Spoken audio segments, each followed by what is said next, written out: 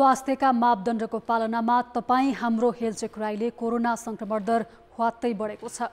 कान्तिपुर समाचारमा आज प्रदेश र प्रतिनिधि सभा निर्वाचनमा पनि सत्तारूढ दलहरूबीच तालमेल गर्न काङ्ग्रेसको निर्णयले गरेको दलीय ध्रुवीकरणको सङ्केत। पूर्व अर्थमन्त्रीमाथि छानबिन गर्न बनेको विशेष समितिले भेटेन खोजेको सीसीटीभी फुटेज अनि 1 वर्षमै काठमाडौँ उपत्यकामा मात्रै 5 लाख व्यक्ति ट्राफिक प्रहरीको कारबाहीमा अनि कस्तो आउँदैछ मौद्रिक नीति अनि अन्तर्राष्ट्रियमा भारतमा भएको राष्ट्रपति निर्वाचन र खेलकुदमा T20 टिम घोषणाको प्रसङ्ग। नमस्कार, अब मुख्य समाचार। आगामी निर्वाचनमा पनि सत्ता गठबन्धन दलहरूबीच चुनावी तालमेल गर्ने काङ्ग्रेसको निर्णय। साझेदारी दलहरूसँगको छलफलपछि सिट बाँडफाँडको टुङ्गो लाग्ने। संसदको अवधि र कामबारे राज्य सञ्चालक नै अन्योलमा। चुनावको मिति घोषणापछिको अवस्था के हुन्छ भन्नेमा सभामुखदेखि सांसदको समेत फरक मत। अन्नको भण्डार मधेसमा साउन लाग्दासम्म 57% मात्रै धान रोपाई। खडेरी र रासायनिक मल अभावले धान उत्पादन घट्ने अनुमान। भारतमा नयाँ राष्ट्रपति चयनका लागि मतदान सकियो। मतगणना बिहीबार। सत्तारूढ गठबन्धनकी उम्मेद्वार द्रौपदी मुर्मू विजयी हुने निश्चित प्राय। र नेपाल T20 क्रिकेट लिगमा सहभागी हुने 6 मध्ये 4 फ्रेन्चाइज टिम घोषणा। काठमाडौँ टिमको स्वामित्व कान्तिपुर क्यापिटल्सले लियो।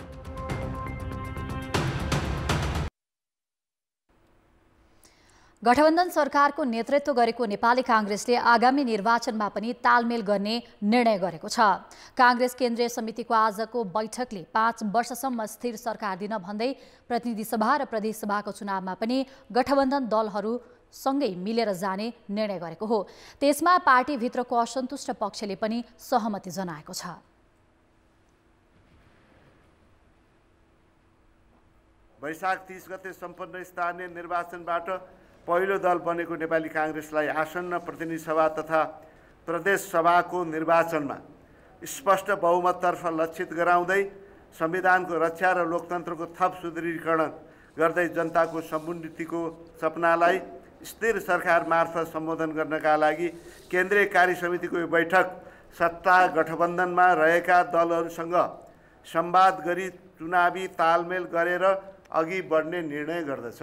गठबन्धनमा हामीले स्थानीय निर्वाचनमा हामीले सहभागी भयौँ। हामी आज भनौँ न राम्रो पोजिसनमा छ पार्टी आज 1 नम्बरमै छ सबै प्रदेशमा पनि र केन्द्रमा पनि र त्यसकारण हाम्रो नेतृत्वमा सरकार पनि छ र अब आगामी दिनमा कसरी राष्ट्रिय राजनीति जान्छ, हाम्रो नेतृत्वमा कसरी आगामी दिनको निर्वाचन सम्पन्न हुन्छ, हामी कसरी फेरि 1 नम्बरको पार्टी होइन बहुमतको पार्टी बन्न सक्छौँ। 5 दलीय गठबन्धनलाई निरन्तरता दिने काङ्ग्रेसको निर्णयले अबको चुनावमा पनि दलहरू 2 ध्रुवमा विभाजित हुने प्रश्न देखिएको छ। काङ्ग्रेसले जनजीविकाका मुद्दा अघि सारेर आगामी आम निर्वाचनमा जाने पनि निर्णय गरेको छ। गठबन्धनकै कारण स्थानीय तह निर्वाचनमा पहिलो दल बनेको काङ्ग्रेसले अन्य गठबन्धन दलसँग छलफल गरेर निर्णयलाई कार्यान्वयन गर्ने भनेको छ। सभापति तथा प्रधानमन्त्री शेरबहादुर देउवाले पार्टी र सरकारमा एकलौटी गरेको भन्दै असन्तुष्टि राख्दै आएका नेताहरूले अब गुनासाहरू सम्बोधन हुने समेत अपेक्षा गरेका छन्।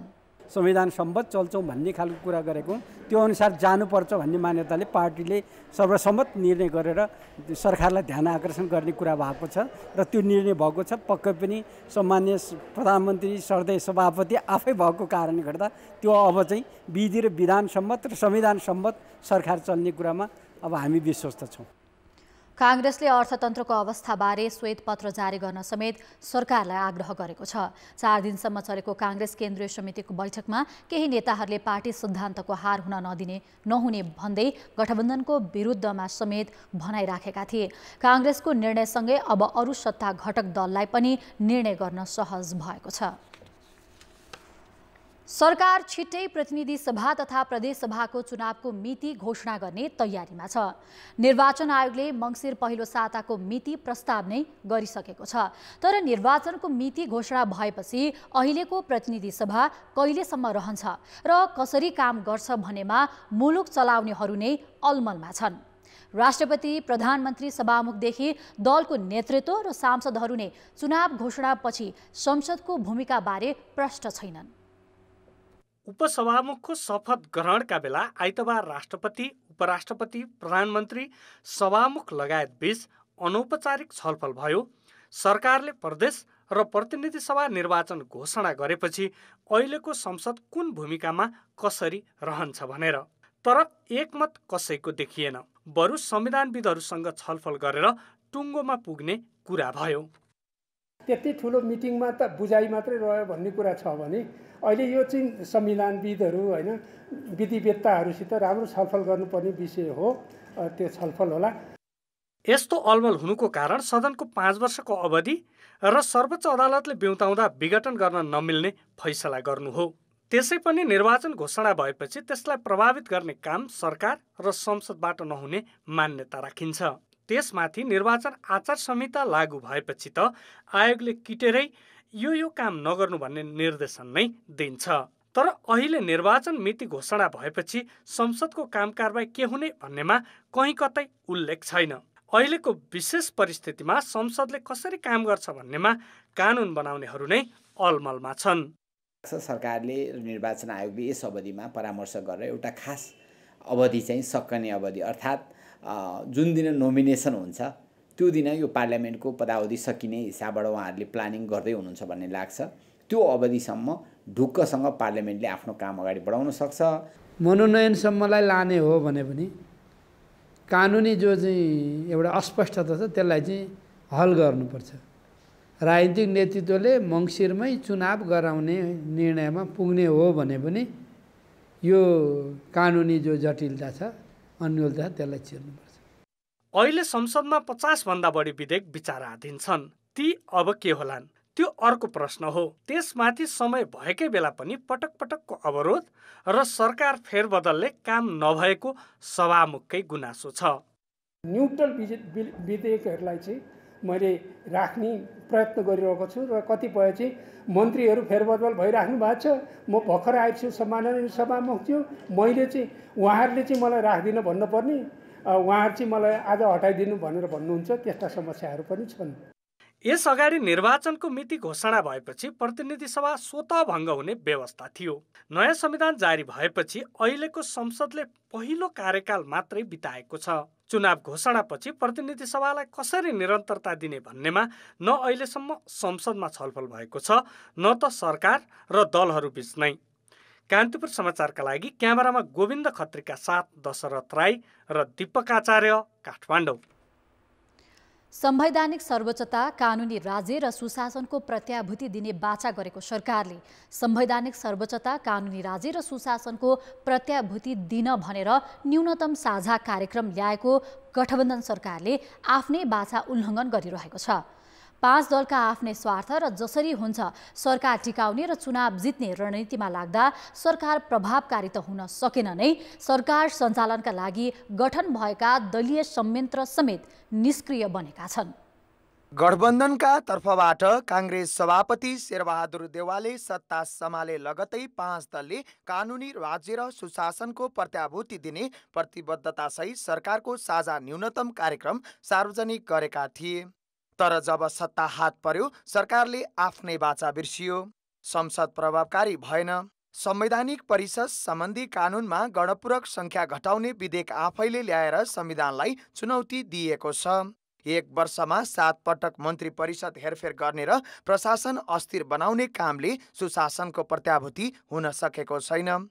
संक्रमणकालीन न्यायलाई टुङ्गोमा पुर्याउने, सामाजिक रूपान्तरण, आर्थिक वृद्धि, रोजगारी सिर्जना तथा महँगी नियन्त्रण र भ्रष्टाचार छानबिन लगायतका प्राथमिकता कागजमै सीमित छन्।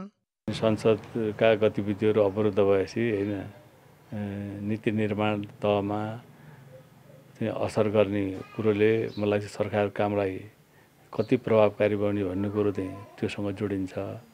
अब फेरि अब दलहरूको बिचमा जुन तत्परता देखिनु पर्थ्यो, छलफल बहर तत्परता र काममा एकरूपता देखिनु पर्थ्यो, त्यो चाहिँ अलि नभएकै देखिन्छ। यो हाम्रो देशमा बनाइने कुनै पनि संरचनाहरू सुरुमा बडो फुर्तीका साथ काम गरे जस्तो देखिन्छ। जति समय बित्दै गयो उति त्यो लेथार्जिक बन्दै जान्छ, उति धेरै त्यसको निष्क्रियता बढ्दै जान्छ। त्यो संयन्त्रहरूलाई पनि यही रोग लागेको छ। अघिल्लो साउनमा कार्यदल नै बनाएर जारी कार्यक्रमलाई मन्त्री परिषदले समेत स्वीकृत गरेको थियो। साझा न्यूनतम कार्यक्रम कार्यान्वयन र प्रभावकारी सरकार सञ्चालनका लागि समन्वय गर्न भन्दै कार्तिक 22 गते काङ्ग्रेस नेता रामचन्द्र पौडेलको संयोजकत्वमा बनाइएको राजनीतिक संयन्त्र समेत निष्क्रिय जस्तै छ। गठबन्धन प्रभावकारी नै छ। देशलाई अहिले स्थायित्व चाहिएको हो, त्यो स्थायित्व दिनमा गठबन्धन सफल भएको छ। जनताले सुनिश्चितताको महसुस गरेका छन्। अनिर्णय र अनिश्चयको बादल फालिएको छ। त्यसो त काङ्ग्रेस उपसभापति पूर्णबहादुर खड्काको नेतृत्वमा गठबन्धन दलको कार्यक्रम तय गर्न बनाइएको कार्यदलले समेत काम गर्न सकेन र निष्क्रिय भयो। 5 दल आफ्नै पार्टीभित्रको विवादमा रुमलिँदा प्राथमिकता तय गरिएका कार्यक्रम र दलीय संयन्त्रको औचित्यमाथि नै प्रश्न उठेको छ। हामी तपाईँ सबैलाई ढाँटिरहेको हुन्छ, हामी तपाईँ सबै त्यसैमा रुमल लिएर होइन यो सरकार त राम्रो, फलानु सरकार त नराम्रो भनेर भनिरहेका हुन्छौँ। तर सरकारको त्यो सरकार सञ्चालनमा केही ढाँचा परिवर्तन भएको हुँदैन। सरकारलाई प्रभावकारी बनाउन र जनतालाई सेवा दिन नसकेका सत्तारूढ दलहरूले स्थानीय चुनावमा एमालेलाई कमजोर बनाउनुलाई नै मुख्य सफलता माने। अहिले फेरि प्रदेश र प्रतिनिधि सभाको चुनावी भागबण्डामा जुटेका छन्, तर सरकारको कमजोर भूमिका सुधार्ने र सेवा प्रवाह चुस्त पार्नमा उनीहरूलाई रुचि पटक्कै देखिन्न। कान्तिपुर समाचारका लागि सप्तरीबाट आर्यन विश्वास र क्यामेरामा श्याम श्रेष्ठका साथ बाबुराम तिमिल सिन्हा, काठमाडौँ। जनस्वास्थ्यका मापदण्डको पालनामा भएको हेलचेक्राईले कोरोना संक्रमण दर अत्यास लाग्दो गरी बढेको छ। आज मात्र संक्रमण दर 16% भन्दा माथि पुगेको छ। 2341 जनाको PCR परीक्षण गर्दा 386 जनामा संक्रमण पुष्टि भएको छ। अस्पतालमा फेरि बिरामी भर्ना हुने क्रम पनि बढेको छ। आइतबार कोभिड संक्रमण दर करिब 8% थियो, तर सोमबार संक्रमण दर बढेर दोब्बर भन्दा बढी अर्थात् 16.5% पुगेको छ। संक्रमण दर बढेको मात्र छैन, गम्भीर प्रकृतिका बिरामीको संख्या पनि बढ्न थालेको छ। अहिले देशभर 15 जनाको आइसियु र 1 जनाको भेन्टिलेटरमा उपचार भइरहेको छ। असारको पहिलो सातासम्म 1% भन्दा कम भएको संक्रमण दर त्यसयता लगातार बढ्दैछ। तर स्वास्थ्य मन्त्रालय भने अहिलेसम्मको अवस्था सामान्य नै भएको विश्लेषण गरेर बसेको छ। अब स्थिति त्यस्तो आउला भन्ने अनुमान कम स्वास्थ्य मन्त्रालयको छ। अब नभन्न सकिएन, तर आउन सक्छ। त्यसको लागि पूर्व तयारी छन्। अहिले पनि बोर्डरहरूमा चेक जाँचहरू पनि वृद्धि गरेकै छ र त्यसअनुसार अहिले पनि अस्पतालहरूलाई ट्रिटमेन्टको लागि सबै प्रक्रियाहरू अपनाउन मन्त्रालयको निर्देशन नै भएको छ। कोरोना विरुद्धको पूर्ण मात्रा खोप लगाएकाहरू पनि धमाधम संक्रमित हुन थालेका छन्, तर उनीहरूमा जटिल समस्या भने कम हुने विज्ञ बताउँछन्। अहिलेसम्म कुल जनसङ्ख्याको 70.1%ले कोभिड विरुद्धको खोपको पूर्ण मात्रा र 70.4%ले एक मात्रा खोप पाएका छन्। बुस्टर डोज लगाउनेको संख्या 69,24,621 छ। कोभिड विरुद्धको खोपको बुस्टर मात्रा लगाउनेको संख्या निकै कम छ। सरकारले घर दैलो कार्यक्रम गरेर खोपलाई तीव्रता दिने बताए पनि सकेको छैन। चिकित्सकहरूले कोभिड विरुद्धको खोपसँगै स्वास्थ्य मापदण्डको पालनामा कडाइको विकल्प नभएको बताएका छन्। भ्याक्सिन चाहिँ तपाईँले पूर्ण मात्रामा लिनुभएको छैन अथवा लिनुभएको एउटा पनि डोज लिनुभएको छैन भने चाहिँ कृपया भ्याक्सिन चाहिँ लिनु होला। बालबालिकाहरू, 60 वर्षभन्दा माथिका उमेरका वृद्धहरू अथवा तपाईँलाई कुनै पनि किसिमको दीर्घकालीन दमरोग, किडनीको समस्या, क्यान्सरको बिरामी, डायबिटिज, हाइपरटेन्सन, मुटुका बिमारीहरूले चाहिँ बिरामीले तपाईँ चाहिँ ग्रस्त हुनुहुन्छ भने तपाईँ चाहिँ उच्च जोखिम वर्गमा हुनुहुन्छ। त्यही भएर तपाईँ जस्ता बिरामी व्यक्तिहरूले चाहिँ अहिले पनि झन् एकदमै कडा रूपमा चाहिँ यो सामाजिक दूरीको पालना गर्ने, सकेसम्म भिडभाडमा नजाने। कोरोना संक्रमण बढ्दो क्रममा रहेकाले हेलचेक्राई गर्न नहुने चिकित्सक बताउँछन्। स्वास्थ्य मन्त्रालयले अहिलेको संक्रमणलाई चौथो लहरको सुरुवात भनिसकेकाले सुरुवाती चरणमै सचेत नभए भोलिका दिनमा महामारीले विकराल रूप नलिएला भन्न सकिन्न।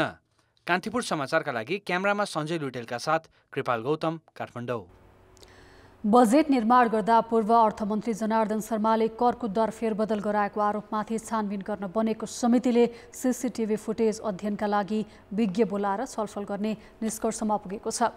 अर्थ मन्त्रालयले उपलब्ध गराएको असार 14 र 15 गतेको सीसीटीभी फुटेजमा तथ्यहरू फेला नपारेपछि सिंहदरबारमा आज बसेको समितिको बैठकले आईटी सम्बन्धी विज्ञहरूलाई बोलाएर छलफल गर्ने निर्णय गरेको हो। समितिले अर्थ मन्त्रालयका सचिव लगायत राजस्व र भन्सार विभागका प्रमुखसहित सम्बन्धित कर्मचारीलाई बोलाएर सोधपुछ गरिसकेको छ। पूर्व अर्थमन्त्री शर्मालाई समेत सोधपुछका लागि बोलाउने तयारी समितिको छ। न्याय परिषदले 2 जना न्यायाधीशलाई बर्खास्त गर्न सिफारिस गरेको छ। आज बसेको न्याय परिषदको बैठकले उच्च अदालत दिपालको महेन्द्रनगर इजलासका न्यायाधीश राकेश कुमार निधि र जिल्ला अदालत काठमाडौँका अनिल कुमार शर्मालाई पदमुक्त गर्न सिफारिस गरेको हो। उनीहरूमाथि कार्यक्षमताको अभाव र खराब आचरण देखाएको ठहर गर्दै पदबाट बर्खास्त गर्न कायम मुकायम प्रधान न्यायाधीश दीपक कुमार कार्की समक्ष सिफारिस गरेको परिषदका प्रवक्ता मानबहादुर कार्कीले जनाएका छन्। यसअघि परिषदले उच्च अदालत सुर्खेतको जुम्ला इजलासका न्यायाधीश नसरुल्लाह अन्सारी र बर्दिया जिल्ला अदालतका न्यायाधीश लोकजङ कार्कीलाई बर्खास्त गर्न सिफारिस गरेको थियो। अब जनमतको अन्तिम परिणाम। जनमतमा हिजो हाम्रो प्रश्न थियो, कोरोनाको बढ्दो संक्रमण नियन्त्रण गर्न के गर्नु पर्ला? ए स्वास्थ्य सावधानी बढाउने, बी खोपको प्रभावकारी वितरण र सी आफै सचेत हुने। जनमतको अन्तिम परिणाम यस्तो छ, ए स्वास्थ्य सावधानी बढाउनेमा 35%, बी खोपको प्रभावकारी वितरणमा 8% र सी आफै सचेत हुनेमा 57%। अब आजको प्रश्न। जनमत हाम्रो प्रश्न छ, गठबन्धन सरकारले ल्याएको न्यूनतम साझा कार्यक्रम कार्यान्वयन किन फितलो भएको होला? ए सत्तामा मात्रै ध्यान दिएर, बी योजना नै महत्त्वकांक्षी भएर र सी समन्वय अभावले। जनमतको अन्तिम परिणाम भोलि साँझ 8 बजेको कान्तिपुर समाचारमा प्रसारण गर्नेछौँ। कृपया NEWS न्युज स्पेस AB वा सी टाइप गरी 34001मा SMS गरी आफ्नो मत व्यक्त गर्नुहोला। सत्तारूढ माओवादी केन्द्रले पार्टी संरचना चुस्त दुरुस्त बनाउने प्रतिबद्धता टार्दै आएको छ। महाधिवेशन सकेको 6 महिनासम्म पार्टीलाई आफ्नै एकल नेतृत्वमा अल्मल्याएका अध्यक्ष पुष्पकमल दाहालले अहिले पनि पदाधिकारी टुङ्ग्याउन सकेका छैनन्। जबकि असारमा बसेको केन्द्रीय समितिलाई दाहालले एक सातामै पदाधिकारी चयन गर्ने भनेर थामथुम पारेका थिए। पुसमा महाधिवेशन गरेको माओवादी केन्द्रले असारसम्म अध्यक्षबाहेक अरू पदाधिकारी चुन्नै सकेन। नेता व्यवस्थापनका लागि जम्बो बहुपदीय संरचना बनाएको माओवादीले असारको तेस्रो साता बल्ल तल्ल स्थायी समिति र पोलिट ब्युरो बनायो, तर पदाधिकारी अझै टुङ्गो लागेको छैन। त्यो बेला केन्द्रीय सदस्यहरूलाई चित्त बुझाउन दाहालले एक सातामै पदाधिकारी चयन गर्ने जवाफ दिएर पठाएका थिए, तर 2 साता नागिसक्दा पनि पदाधिकारीलाई पूर्णता दिने सुर सार्नै छैन। त्यति बेला पनि अब के अप्ठ्यारो पर्यो खै, अब अध्यक्षले अब केही चाहिँ छलफलका विषय बाँकी रहे, त्यसो हुँदा मलाई केही समय दिनु पर्यो। माओवादीले 7 उपाध्यक्ष सहित 15 सदस्यीय पदाधिकारीको व्यवस्था गरेर बहुपदलाई स्वीकारेको हो, तर मुख्य रूपमा महासचिवमा जनार्दन शर्मा र वर्षमान पुनले दाबी नछाडेपछि दाहाल अप्ठ्यारोमा परेको देखिन्छ। अनि कहिले व्यस्तता र कहिले छलफल भइरहेको भनेर अध्यक्ष दाहालले आलटाल गर्दै आएका छन्। समग्र नेतृत्व भने नेतृत्व भन्दाखेरि पार्टी अध्यक्षदेखि केन्द्रीय समितिको सदस्यहरूको लागि चाहिँ यो एउटा ठुलै चुनौतीको रूपमा छ र त्यो चुनौती चाहिँ कसरी सामना गर्ने बारेमा चाहिँ पार्टीभित्र चाहिँ अलिअलि छलफल हुन्छ, तर त्यो अझै पनि मूर्त रूप चाहिँ लिन सकेको छैन। आफूले निर्णयको सर्वाधिकार लिएका अध्यक्ष दाहाल नै अनिर्णित र सङ्कुचित हुँदा पदाधिकारी र पार्टी संरचना पूर्ण हुन नसकेको देखिन्छ। कार्यदिशामा दोधारे चरित्रलाई पनि विश्लेषकले त्यसैको कारण मान्छन्। जसरी राज्यका विभिन्न तहमा हुने निर्वाचन प्रतिस्पर्धाको आधारमा छ, त्यसलाई चाहिँ एडप्ट गर्ने अथवा त्यसलाई इन्टर्नलाइज गर्ने भनेको चाहिँ पार्टीलाई पनि त्यसरी नै डेमोक्रेटाइज गरेर हो। त्यो कुरो चाहिँ उनीहरू स्वीकार सकेका छैन। दोस्रो, त्यो मास बेस पार्टी हो कि क्याडर बेस पार्टी हो भन्ने कुरामा पनि डिफाइन गर्न नसकेको दोधारे अवस्थामा देखिन्छ। त्यसै पनि माओवादी केन्द्र अभिराम अध्यक्ष बनेका दाहालकै वरिपरि घुमेको छ। त्यसैले पदका आकाङ्क्षीहरू पनि अध्यक्ष दाहालले देलान र लिउँला भनेर पर्खेर बसे जस्तो देखिन्छ। कान्तिपुर समाचारका लागि क्यामेरामा विकास जोशीको साथमा अवतार राई, काठमाडौँ। एक दशकदेखि मृगौला रोगको उपचार गर्दै आएको र प्राय धेरै मृगौला रोगीबाट प्रशंसा बटुलिरहेको भक्तपुरको शहीद धर्मभक्त राष्ट्रिय प्रत्यारोपण केन्द्रलाई सरकारले स्वास्थ्य विज्ञान प्रतिष्ठानको रूपमा विकास गर्ने भएको छ। विशिष्टीकृत स्वास्थ्य सेवासँगै चिकित्सा शिक्षाको समेत अध्ययन गर्ने थलोका रूपमा प्रतिष्ठानका रूपमा विकास गर्न लागि हो। मृगौला रोगको उपचारका लागि 10 वर्ष अघि स्थापना भएको शहीद धर्मभक्त राष्ट्रिय प्रत्यारोपण केन्द्रले कलेजो, मुटु र पेट सम्बन्धी विशिष्टीकृत सेवा उपलब्ध गराउँदै आएको छ। 100 शैय्याको यो अस्पतालले 10 वर्षमा 900 जनाको मृगौला प्रत्यारोपण गरिसकेको छ। नेपालमै पहिलो पटक कलेजो प्रत्यारोपणसँगै मस्तिष्क मृत्यु भएका व्यक्तिको अङ्ग निकालेर पनि प्रत्यारोपणको काम केन्द्रले गरेको छ। विशेषज्ञ चिकित्सक सहित 300 स्वास्थ्यकर्मी र कर्मचारी रहेको अस्पताललाई सरकारले प्रत्यारोपण सम्बन्धी दक्ष जनशक्ति उत्पादन गर्ने उद्देश्यले स्वास्थ्य विज्ञान प्रतिष्ठानको रूपमा विकास गर्न लागेको हो। हाम्रा पूर्वाधारका कुराहरू छन्, हाम्रा जनशक्तिका कुरा छन्, हाम्रा उपकरणका कुरा छन्, हाम्रा सेवाको कुरा छ, सेवाग्राही अथवा त्यहाँ लाभान्वित वर्गहरू सबै कुरा हेरेर अनि त्यसका आधारमा हामी प्रतिष्ठानका सन्दर्भमा अगाडि बढ्छौँ।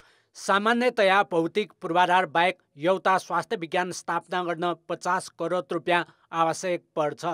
विशिष्टीकृत सेवा उपलब्ध गराउन भन्दै सरकारले 7 वर्ष अघि यो अस्पताललाई भक्तपुरको सल्लाहगारीमा रहेको नेपाल ट्रस्टको जग्गा र झौखेलमा समेत जग्गा उपलब्ध गराउने निर्णय पनि भएको थियो। मृगौला रोगीको सङ्ख्या बढ्दै गएपछि सातै प्रदेशमा डायलाइसिस सेवा विस्तार गर्ने र प्रतिष्ठानको रूपमा विकास गर्न कार्ययोजना पनि मन्त्रालयमा पुर्याइसकेको छ। यसबाट मुलुककै लागि आवश्यक प्रत्यारोपण सम्बन्धी दक्ष जनशक्ति उत्पादनमा टेवा पुग्ने विश्वास गरिएको छ। यो सेवा फिजाउनको लागि जुन जनशक्ति आवश्यकता पर्छ त्यो अरू संस्थाबाट भन्दा यो संस्थाबाट धेरै सङ्ख्यामा र अनुभवी जनशक्ति उत्पादन हुन सक्ने हुँदाखेरि यो केन्द्रलाई चाहिँ शैक्षिक प्रतिष्ठानको रूपमा विकास गर्नको लागि घोषणा भएको भन्ने मेरो बुझाइ छ। स्वास्थ्य विज्ञान प्रतिष्ठानको अभावमा धेरै विद्यार्थी चिकित्सा शिक्षा अध्ययनका लागि देशका विभिन्न स्थान र विदेशमा समेत जान बाध्य छन्। MBBS, BDS, नर्सिङ जस्ता चिकित्सा शिक्षाको पठन पाठन समेत हुने भएपछि भक्तपुरका बासिन्दा सरकारी निर्णय यथाशीघ्र कार्यान्वयन हुने अपेक्षा गरेका छन्। यो स्वास्थ्य विज्ञान प्रतिष्ठान स्थापना भयो भनेदेखि यसले चाहिँ विद्यार्थीहरूमा पनि एक खालको मनोबल बढ्छ कि हामी भक्तपुरमै बसेर पढ्न पाउँछौँ भन्ने मनोबल बढ्ने भयो। सँगसँगै यो अहिले प्राइभेट कलेजहरूमा मेडिकल कलेजहरूमा धेरै पैसा चाहिँ तिर्नुपर्ने स्थिति हुन्थ्यो, त्यसको पनि अन्त हुने भयो होइन। MBBS, BDS सहित चिकित्सा शिक्षा अध्ययनका लागि वर्षेनी 800को हाराहारीमा विद्यार्थी विदेशिने गरेका छन्। शहीद धर्मभक्त राष्ट्रिय प्रत्यारोपण केन्द्रलाई प्रतिष्ठानको रूपमा विकास गरिएपछि धेरै विद्यार्थीलाई सहज हुन सक्छ। कान्तिपुर समाचारका लागि क्यामेरामा रूपक कोइरालाका साथ नारायण किलम्बु, काठमाडौँ। काठमाडौँ उपत्यकाभित्र 1 वर्षमा 5 लाखभन्दा बढी सवारी चालक ट्राफिक प्रहरीको कारवाहीमा परेका छन्। उपत्यका ट्राफिक प्रहरी कार्यालयको तथ्याङ्क अनुसार मादक पदार्थ सेवन गरेर सवारी चलाउने 33,000 जना कारवाहीमा परे। त्यस्तै ट्राफिक लाइटको नियम उल्लङ्घन गर्ने 18,000 र तीव्र गतिमा सवारी चलाउने 19,000 चालकमाथि कारवाही भएको छ। ट्राफिक प्रहरीको कारवाहीबाट मात्रै 1 वर्षमा 33 करोड 13 लाख राजस्व जम्मा भएको छ। ट्राफिक प्रहरीले उपत्यकाभित्र राखिएका ट्राफिक बत्ती व्यावहारिक नभएकाले कार्यालय तथा व्यस्त समयमा जाम हटाउन कठिन भएको दावी गरेको छ। कोर एरियामा भएको ट्राफिक जामलाई कोर एरिया मैले स्पेसली किन भनिरहेको छु भने जुन बाटोहरू छ यो विस्तार भएकै छैन। बाहिरतिर बाटो विस्तार भयो अथवा बाटो ठुलो भए चौडा भए कोर एरियामा भएको छैन। जहाँ लाइटहरूको स्थापना भएको छ त्यो कति ठाउँमा बिग्रेको अवस्था हो, कति ठाउँमा जुन इन्स्टल गरिएको छ त्यो आवश्यक हो कि होइन भनेर रिभ्यू गर्न जरुरी छ। यसको हामीले अनुरोध पनि गरेका छौँ। अरूको घरमा काम गर्न पुस्तौँदेखि कमैया हुँदै आएकाहरूलाई मुक्तिको घोषणा गरेको आज 23 वर्ष पुग्यो। 2057 साल साउन 2 गते तत्कालीन सरकारले कमैया प्रथा खारेज गर्दै पश्चिम नेपालका दाङ, बाँके, बर्दिया, कैलाली र कञ्चनपुरका झण्डै 25,000 कमैया मुक्त भएको घोषणा गरेको थियो। मुक्त घोषणा भएको 2 दशक नागिसक्दा पनि मुक्त कमैयाहरूको समस्या पूर्ण रूपमा समाधान हुन सकेको छैन। 5,000 भन्दा बढी मुक्त कमैयाले घर निर्माणको लागि काठ खरिद गर्न रकम अझै पाएका छैनन् भने धेरैले जग्गाधनी पूर्जा पाएका छैनन्। 5,031 जना मुक्त कमैयाको जुन कटानी मुछानी बाफत काटेको रकम जिल्ला वन कार्यालयको ढडौटी खातामा छ। जुन मुक्त कमैयाको नामबाट सरकारले काटेछ त्यो रकम जुन मुक्त कमैयाले पाउनुपर्ने छ त्यही मुक्त कमैयाले नै फिर्ता गर्नुपर्छ भन्ने हाम्रो माग रहेको छ। बर्दियाका 10,790 जना मुक्त कमैयाले परिचय पत्र पाइसकेका छन्। हालसम्म 10,732 जना पुनर्स्थापना भइसकेका छन्। कतिपयको जग्गा नदी किनार उब्जनी नहुने ठाउँमा रहेकाले उनीहरू सट्टा भर्नाको लागि सरकारसँग माग गरेका छन्। मुक्त कमियाको स्वास्थ्य रोजगारीको समस्याप्रति पनि सरकार उदासीन छ। मुक्त कमियाहरूलाई सरकारले जग्गा उपलब्ध गराउनुपर्छ र उनीहरूलाई तत्काल परिचय पत्रको पनि व्यवस्था गरिनुपर्छ। 4 दशक अघि मुक्त कमैया समस्या समाधानको म्याद सकिएपछि यसको जिम्मा स्थानीय पालिकालाई दिएको छ। तर पालिकाले वास्ता नगरेका कारण मुक्त कमैयाको समस्यामा ढिलासुस्ती भइरहेको छ। कान्तिपुर समाचारका लागि क्यामेरामा रेजिना मल्लका साथ कमलपन्थी, राजापुर, बर्दिया। अब जनताको आवाज। व्यक्ति र सङ्घ संस्थाले समेत सार्वजनिक जग्गा हडप्ने क्रम बढ्दो छ। सरकारी निकायले संरक्षणमा चासो नदिँदा सार्वजनिक जग्गा अतिक्रमण गर्ने प्रवृत्ति बढेको हो। यसै सन्दर्भमा आज हामीले 7 प्रदेशमा सोधेका छौँ, सार्वजनिक सम्पत्तिको संरक्षण गर्न कसले के गर्नु पर्ला? जनताको आवाज। समिति मार्फत हामी पहिचान गरौँ र त्यो पहिचान गरेर खुलासा गरौँ, सार्वजनिक गरौँ कि फल्ना व्यक्तिले फल्ना संस्थाले यो हाम्रो यसरी सम्पत्ति सार्वजनिक सम्पत्ति अतिक्रमण गरेर राखेको छ। उजुरी दिएर त्यो सार्वजनिक सम्पत्तिलाई संरक्षण गर्न हामी सबैको साझा दायित्व। जनतालाई पनि त्यो विषयमा सार्वजनिक सम्पत्ति संरक्षण विषयमा उनीहरूलाई पनि उत्तरदायित्व बनाउनु पर्यो। यति सार्वजनिक जग्गा हो भन्ने पहिचान भइसकेपछि त्यो चाहिँ स्थानीय निकायहरू, निर्वाचित व्यक्तिहरूले सार्वजनिक सम्पत्तिको यथोचित संरक्षण गर्नुपर्छ। हामी आफूबाट लागू पर्नुपर्ने हुन्छ। कति छ, कहाँ छ भन्ने कुराको खोजी हुनुपर्छ। जुन ठाउँको जग्गा जमिनहरू सार्वजनिक छ त्यो मेयर, उपमेयर, वार्डाध्यक्ष, सदस्य सबैलाई यो काम गर्नुपर्छ। सबैले माया गरी संरक्षण गर्नुपर्छ। सामूहिक सम्पत्ति हो, यसको जगेर्ना गर्नु हामी सबैको दायित्व हो भन्ने कुरो बुझ्नुपर्छ। पार्टी पौवा लगायत अरू जे छन् त्यसलाई व्यवस्थापन गर्ने स्थानीय तहबाट चाहिँ पहल गर्नुपर्ने हुन्छ। हामीले आफ्नै सम्पत्ति सम्झेर सबै सार्वजनिक सम्पत्तिलाई संरक्षण गर्यो भने चाहिँ संरक्षण हुन्छ। सार्वजनिक सम्पत्ति र निजी सम्पत्ति सरकारले छुट्याउनु पर्यो। जबसम्म जनतामा सार्वजनिक सम्पत्तिको हकमा आफ्नो सम्पत्तिको भन्दा सार्वजनिक सम्पत्तिको माया र सद्भाव बढ्दैन त्यो बेलासम्म केही पनि हुने अवस्था आउँदैन। सम्बन्धित वडा कार्यालयको प्रमुख दायित्व हुन्छ। के गर्ने भने अहिलेदेखि लाग्यो भने भोलिको दिनमा हाम्रो भावी पुस्ताले पनि त्यो सम्पत्तिहरू सार्वजनिक सम्पत्तिहरूलाई अगाडि बढाउँदै जानेछन्। कसरी जोगाउने, सरकारले यसको एकदम केयर गर्नुपर्छ। तारजाली लगाउनु पर्यो। सचेत नागरिकले त्यसको संरक्षण गर्नुपर्छ। सरकार निकायवालाहरू नै अतिक्रमणमा लागेको कारणले गर्दाखेरि जोगाउन चाहिँ अलिक गाह्रो नै छ जस्तो लाग्छ।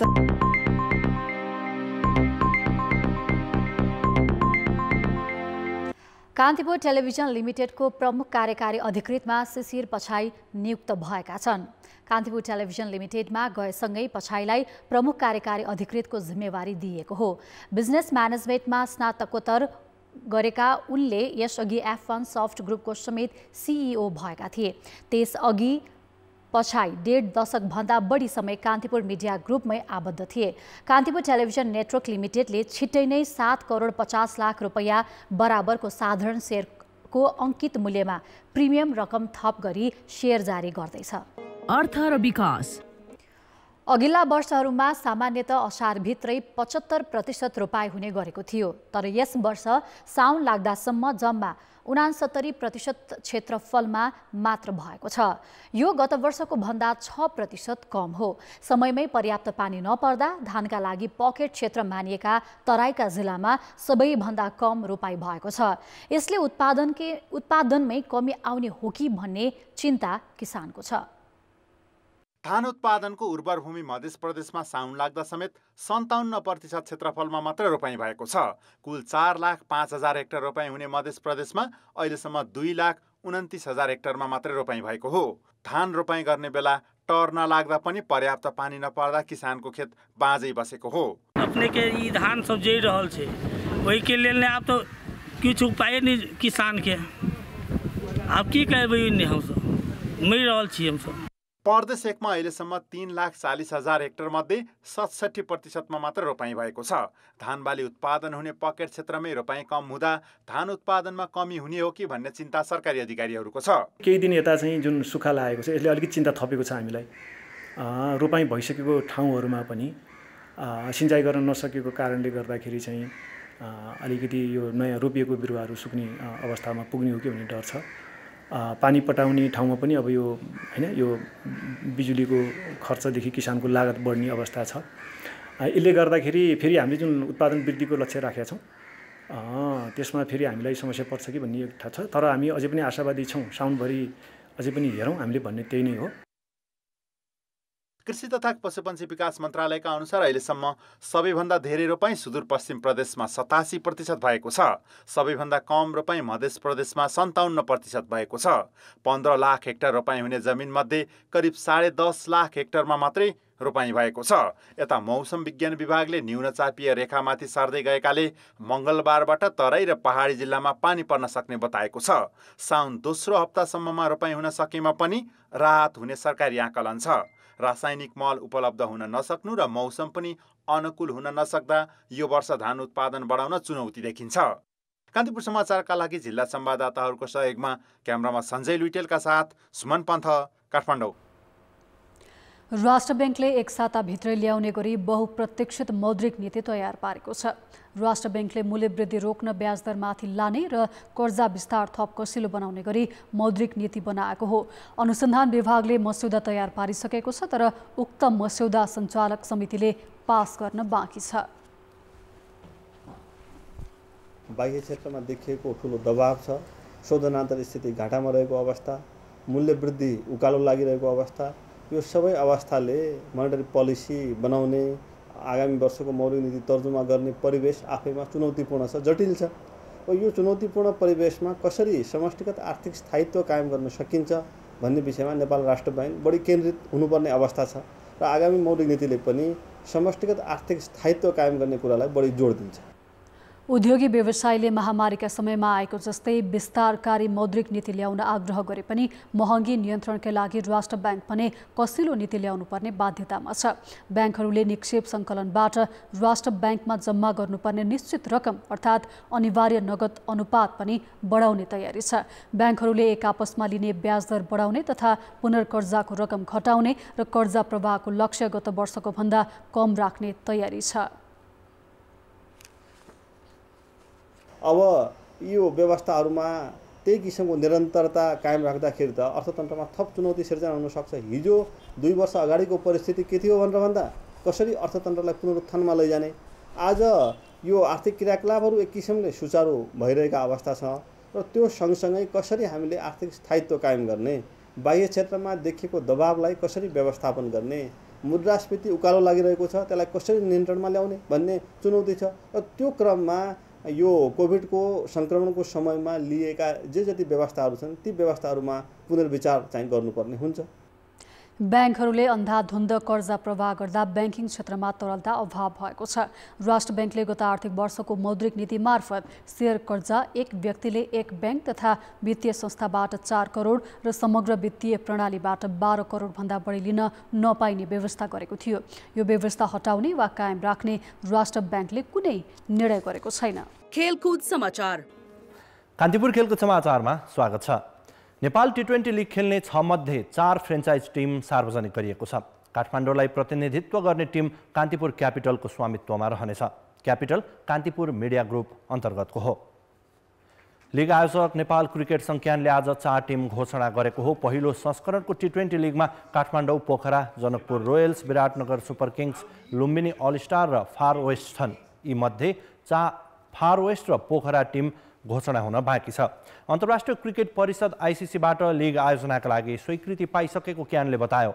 Lumbini Nepali All Stars US, Biratnagar Diamond Digi Cap Private Limited India र Janakpur Gold Sports Private Limited इन्डियाको स्वामित्वमा छ। क्यानका अध्यक्ष चतुरबहादुर चन्दले टी20 लिग तोकिएकै समयमा हुने बताए। कान्तिपुर क्यापिटलका मालिक महेश स्वारले नेपाली क्रिकेटको विकासमा सहयोग गर्न लिग खेल्ने टिम लिएको भनाइराखे। नेपाल टी20 लिगलाई जुन सेप्टेम्बर 24 देखि अक्टोबर 22 सम्म हामीले सेड्युल गरेका छौँ। आइसिसीले विन्डो दिएको छ र तोकेकै समयमा कुनै पनि हालतमा नेपाल क्रिकेट संघ गर्न तयार छ। हाम्रो तयारी पुरा भइसकेको छ। हामीले चाहिँ खेलकुद सँगसँगै स्पोर्ट्सलाई चाहिँ नेक्स्ट लेभलमा लानलाई सहयोग गर्न सक्छौँ। Thank you, Can, and the 7th Sports. We have plenty of thought process how we move forward. Definitely, we need to take cricket next level, and you are here to support us. And Can र हाम्रो सहकार्यमा हामी अझ राम्रो cricket गर्न सक्छौँ र आशा छ नेपाल T20 ले राम्रो क्राउड, राम्रो अडियन्स र क्रिकेटलाई अझ सहयोग गर्नेछ। T20 लिग आगामी असोज 8 देखि कार्तिक 5 गतेसम्म सञ्चालन हुनेछ। T20 लिग गभर्निङ काउन्सिलका सदस्य तथा भारतीय पूर्व खेलाडी अशोक मल्होत्राले नेपालको क्रिकेटको स्तर वृद्धि हुने अपेक्षा राखेको बताए। Things will get better. It'll be improved. It'll improve Nepal cricket. It will definitely, believe you me. आज मैंने जानता हूँ कितने लोग मेरी बात पे विश्वास कर रहे हैं, लेकिन gradually you will see the cricket and the players will improve, and not to forget, all cricketers will get some kind of money. Money will come into Nepal cricket. So everything is, it is a chain reaction. It's a chain reaction. जो सब के लिए या cricket के लिए बहुत भले की बात है। ए श्रेणीका खेलाडीले 15 लाख पाउनेछन्, बीले 10 र सी श्रेणीले 5 लाख न्यूनतम मूल्य पाउनेछन्। क्यानले लिग व्यवस्थापनको जिम्मा भारतीय कम्पनी 73 स्टारलाई दिएको छ। Professional golf tour of India PGTI मा सहभागी हुने गल्फर शुक्रबहादुर राईलाई नेपाल गल्फर एसोसिएसनले 8 लाख आर्थिक सहयोग प्रदान गरेको छ। एसोसिएसनले आज एक कार्यक्रम सहित शुक्रलाई नगद हस्तान्तरण गर्यो। 13औं दक्षिण एसियाली खेलकुद सागका स्वर्णधारी उनी नेपालका नम्बर 1 प्रो खेलाडी हुन्। उनलाई दिएको सहायता गल्फसँग सम्बद्ध व्यक्ति तथा संस्थाहरूबाट सङ्कलन गरिएको हो। शुक्रले 1 वर्षसम्म PGTI मा सहभागिता जनाउनेछन्। त्यसअघि 20 जुलाईदेखि महिना दिन अभ्यासका लागि बेंगलोर पुग्नेछन्। उनले यसअघि PGTI को छनौटमा फुल कार्ड प्राप्त गरेका थिए। शुक्रले अगस्त 17 देखि डिसेम्बर 18 सम्म PGTI खेल्नेछन्। त्यसको पुरस्कार राशि 40 लाख देखि 3 करोड भारतीय रुपैयाँ सम्म रहेको छ। खेलको समाचार अहिलेलाई यति नै। कान्तिपुर समाचार अहिलेलाई सकियो। कान्तिपुर टेलिभिजन हेर्दै गर्नुहोला। नमस्ते।